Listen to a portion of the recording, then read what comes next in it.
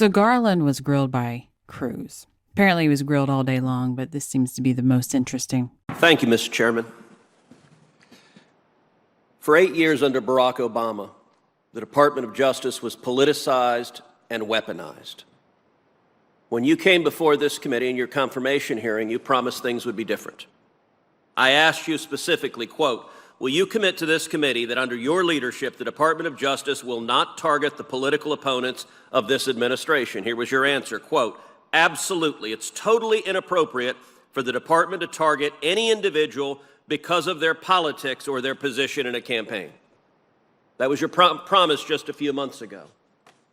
I'm sorry to say you have broken that promise. There is a difference between law and politics. And General Garland, you know the difference between law and politics.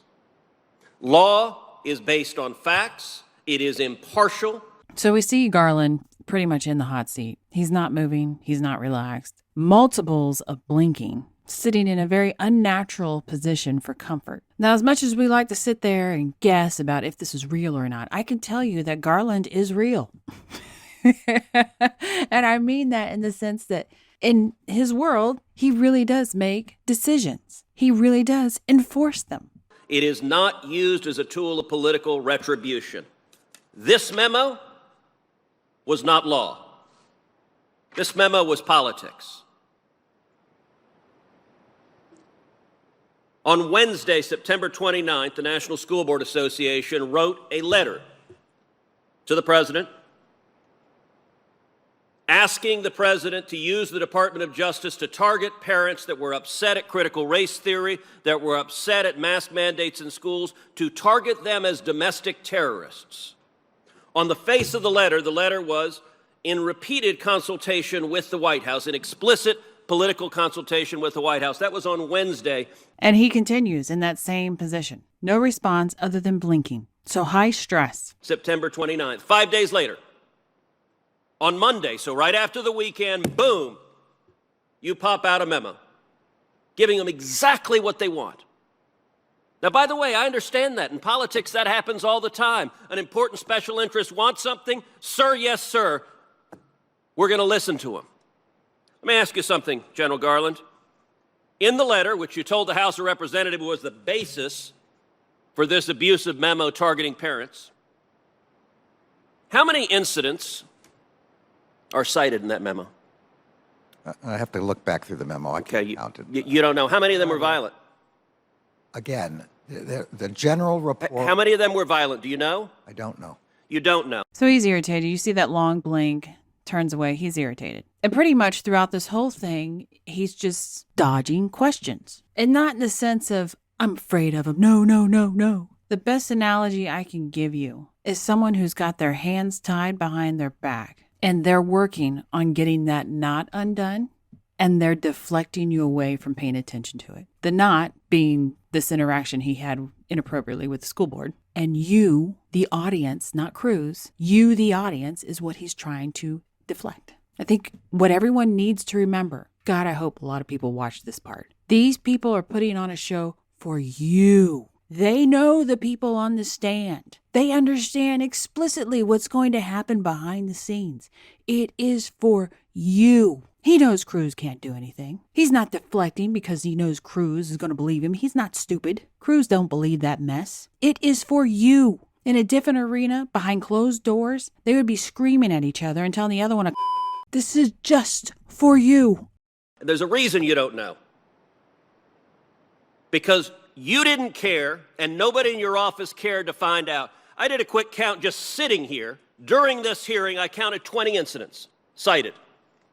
Of the 20, 15 on their face are nonviolent.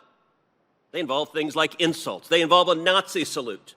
That's one of the examples. My God, a parent did a Nazi salute at a school board because he thought the policies were oppressive. General Garland is doing a Nazi salute at an elected official. Is that protected by the First Amendment? Yes, it is. Okay. 15 of the 20 on the face of it are not violent. They're not threats of violence. They're parents who are unhappy. Yet, miraculously, when you write a memo, the opening line of your memo, in recent months, there has been a disturbing spike in harassment, intimidation, and threats of violence. You know what? You didn't look, and nobody on your staff looked. Did you even look up the 20 instances? As I testified, the decision to send a memo is for an assessment. Did you look up the 20 instances? I did not read. Did anyone on your staff look them up? I don't know the answer, but it's not But only of the course memo. you don't. In general, there's a reason. Look, you started your career as a law clerk to Justice Brennan. You've had many law clerks during the year, during your time as a judge. I was a clerk to Chief Justice Rehnquist. I'll tell you what, if I drafted an opinion for the Chief Justice and walked in and it said, there's a disturbing pattern of violence, well, Ted, how do you know that? Well, I got an amicus brief here who claims it. You would fire a law clerk who did that. You're the Attorney General of the United States. This was not a tweet you sent. This is a memo to the Federal Bureau of Investigations saying, go investigate parents as domestic terrorists. That is not what the memo says at all. It does not. Is it what the letter says? That is not what. Is it what the letter says? I don't care what the letter says. You don't care. You said it was the basis of your memo. You testified under oath. Now, this seems like really heated stuff. Oh my gosh, they're screaming and yelling. He's got his head down. He's becoming so uncomfortable. Oh my goodness, he's really getting him now. Like that is going to change this man's mind. It is time to wake up. Cruz is digging into his butt like a dog on a bone. And that don't matter because he doesn't care. He has his ass in this room, and when he leaves, he's going back to his buddies and doing exactly what he was doing. Because this, again, is for you. It is just for you. He may have lost this battle against Cruz, but you know what? The next arena that goes into, you'll be like, oh, Cruz is a bad man. I think he cheated on his wife. And you'll forget about that, like what he did to Garland and the fact that he's pointing out the fact that your rights are being taken away from you. Because I swear I live around a bunch of fishbowl fish. You want to impress the world, America? Start remembering what these fools keep doing to you and quit being distracted by the things that they say. If you'd like to learn more about analysing body language, there is a video course available on Mandy's website for Gold subscribers, where Mandy teaches more about her techniques of deception detection. There's also other content such as the Crime series and Interesting Minds series, available to both Gold and Silver subscribers. If you like it, please share and subscribe. Thanks for watching. I would like to thank the sponsor of this video, Fero.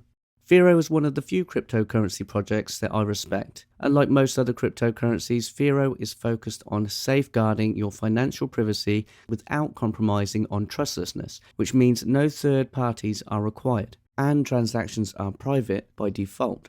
Fero also has an exciting roadmap to look forward to. Features such as Instant Send, where payments can both be sent and confirmed within seconds. There's also Elysium, which adds tokenization functionality similar to Ethereum, but it also enables these assets to enjoy Fero's privacy technology. There's many more things on the roadmap, and if you'd like to learn more, head over to fero.org.